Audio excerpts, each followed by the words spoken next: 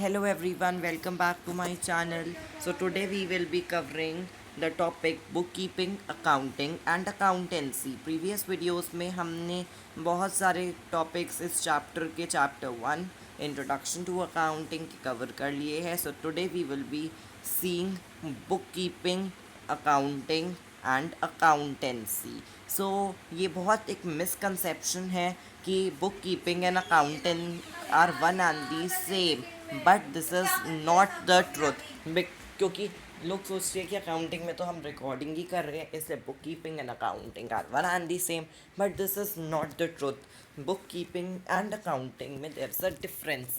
सो पहले हम ये डिफरेंस समझेंगे. देन जो सेकंड में मिसकंसेप्शन है कि accounting and accountancy are one and the same, फिर हम ये सेकंड मिसकंसेप्शन को अपना क्लियर करेंगे कि अकाउंटिंग और अकाउंटेंसी में क्या डिफरेंस होता है. So let's get started.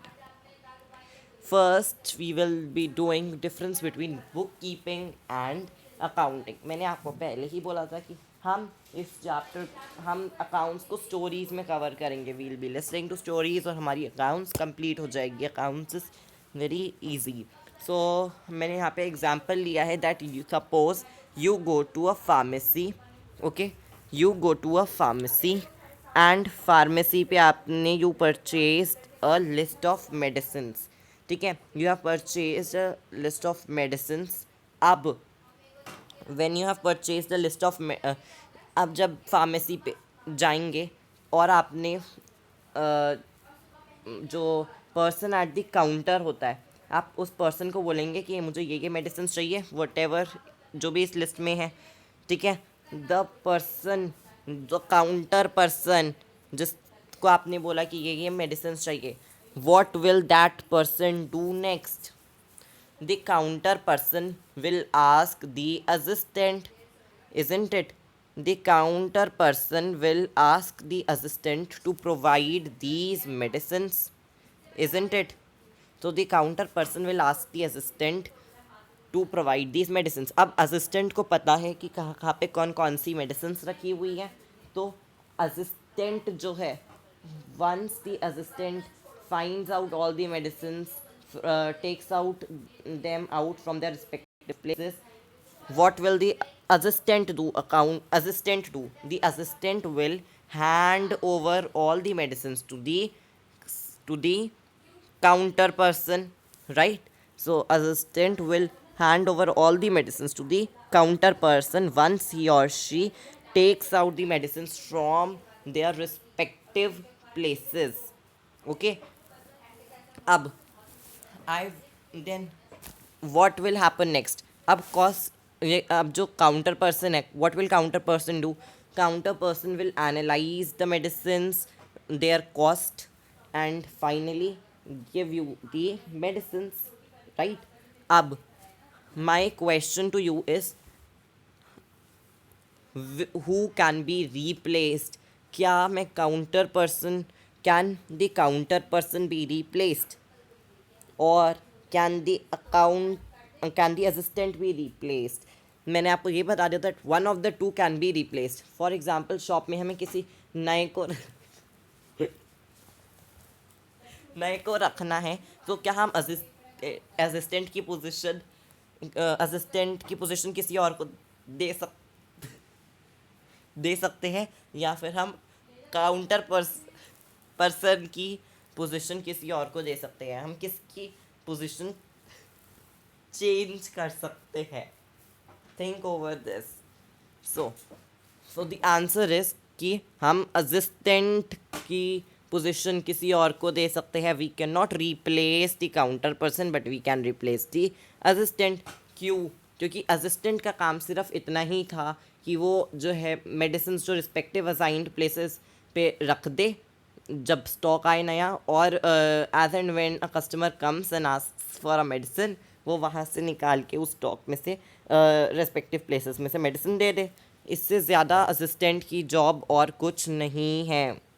Okay, तो असिस्टेंट का सिर्फ ये मैकेनिकल काम है जो कोई भी सीख सकता है. If I keep a new person at my shop and higher a new assistant, anybody can learn where the medicines are. ठीक है, कहाँ पे कौन सी मेडिसिन रखनी है। बट काउंटर पर्सन की जॉब को हम चेंज नहीं कर सकते, किसी और को नहीं दे सकते, क्योंकि काउंटर पर्सन की जॉब फिक्स्ड है। पूरे जो रिकॉर्ड्स काउंटर पर्सन, एक चीज़ हमने स्किप कर दी थी, काउंटर पर्सन जो है ना, once the assistant hands over the medicine to the counter person will record कि क्या क्या मेडिसिन जा रही है, उनका कॉस्ट भी रिकॉर्ड अपने पास अपनी बुक में करते हैं, राइट। अगर आपने देखा हो फार्मेसी पे, तो counter person will record all these things. तो ये जो प्रॉपर रिकॉर्डिंग हो रही है ना, कि कब कितना नया स्टॉक लाना है, कब क्या जो है करना है, कितना, फिर काउंटर पर्सन ही डिटर्मिन करता है कितनी सेल्स हुई और कितना हमें प्रॉफिट वगैरह हुआ, कितना हमें जो है कितनी प्रॉपर हमारी सेल्स हुई आज कल।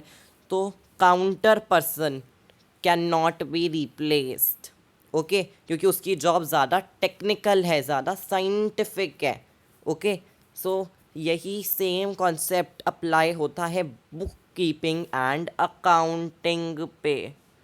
देखो, बुक कीपिंग एंड अकाउंटिंग जो हमारी असिस्टेंट की जॉब थी, असिस्टेंट की जॉब बुक कीपिंग की जॉब है। मैकेनिकल जॉब कोई भी कर सकता है, लेकिन जो काउंटर पर्सन की जॉब थी वो अकाउंटिंग है, वो सबको हर कोई नहीं कर सकता, okay.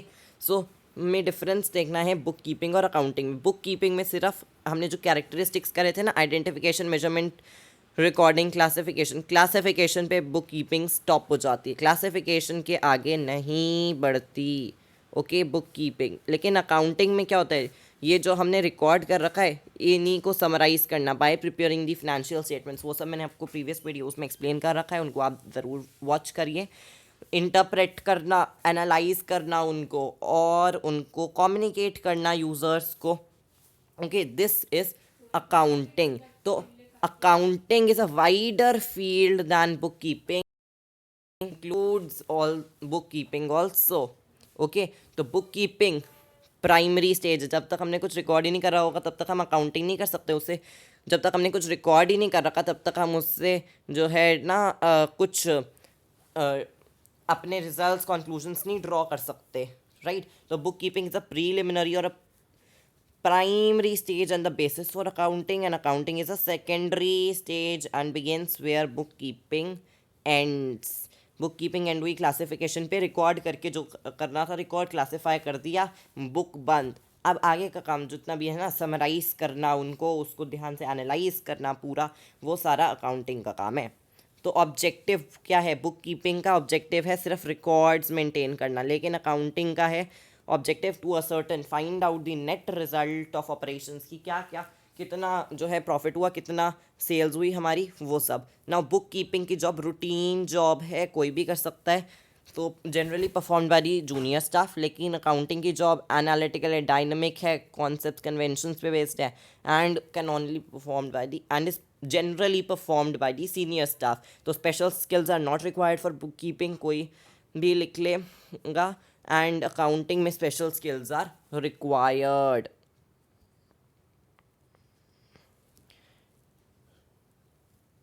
Coming to the difference between accounting and accountancy. अब अकाउंटिंग और अकाउंटेंसी में भी डिफरेंस है। ये जो आप सब्जेक्ट पढ़ रहे हो, सब्जेक्ट इज अकाउंटेंसी। अब इस सब्जेक्ट में जो भी हम कर रहे हैं वो सब अकाउंटिंग है। तो accountancy is the knowledge of accounting. जो भी हम पढ़ रहे हैं ना, ये सब अकाउंटेंसी एक सब्जेक्ट है, अकाउंटेंसी के अंडर हमारी अकाउंटेंसी में हम अकाउंटिंग करते हैं। तो अकाउंटिंग इज द एक्शन और द प्रोसेस, जो हम कर रहे हैं ना वो सब अकाउंटिंग कर रहे हैं। लेकिन अकाउंटिंग हम पढ़ किस ब्रांच किसके अंडर पढ़ रहे हैं accounting, accountancy is the subject. तो अकाउंटेंसी सारे लॉज फ्रेम करती है, यही सब्जेक्ट है। इस सब्जेक्ट के जो लॉज है उसके अकॉर्डिंग हम अकाउंटिंग करते हैं। इस सब्जेक्ट में हम अकाउंटिंग करते हैं, तो अकाउंटेंसी के ही लॉज जो है इस सब्जेक्ट के, वही बताते हैं कि कैसे अकाउंटिंग करनी है। It tells how to maintain the books of account, summarise accounting information and communicate to the users. तो अकाउंटेंसी ही पूरा हमें बताती है कि हमें बुक्स ऑफ अकाउंट्स कैसे करनी है। बेसिकली अकाउंटेंसी बताती है कि हमें अकाउंटिंग कैसे करनी है। तो accountancy is the knowledge of accounting, accounting जो हम कर रहे हैं वो अकाउंटिंग है, लेकिन जो पढ़ रहे हैं हम जिसके अंडर, ये सब्जेक्ट इज अकाउंटेंसी। तो आई होप आपको अकाउंटेंसी और अकाउंटिंग का मीनिंग क्लियर होगा and you will not use these terms interchangeably from now on. Thanks for watching my video. Please like and share. I hope आपको ये सारे differences clear होंगे और आपको समझ आ गया होगा। Please like and share and subscribe to my channel, और मेरी सारी वीडियोज़ आप वॉच करें, क्योंकि I am providing you content for business studies also, for economics also, for accountancy also. So please like and share my video and subscribe to my channel. Thanks for watching.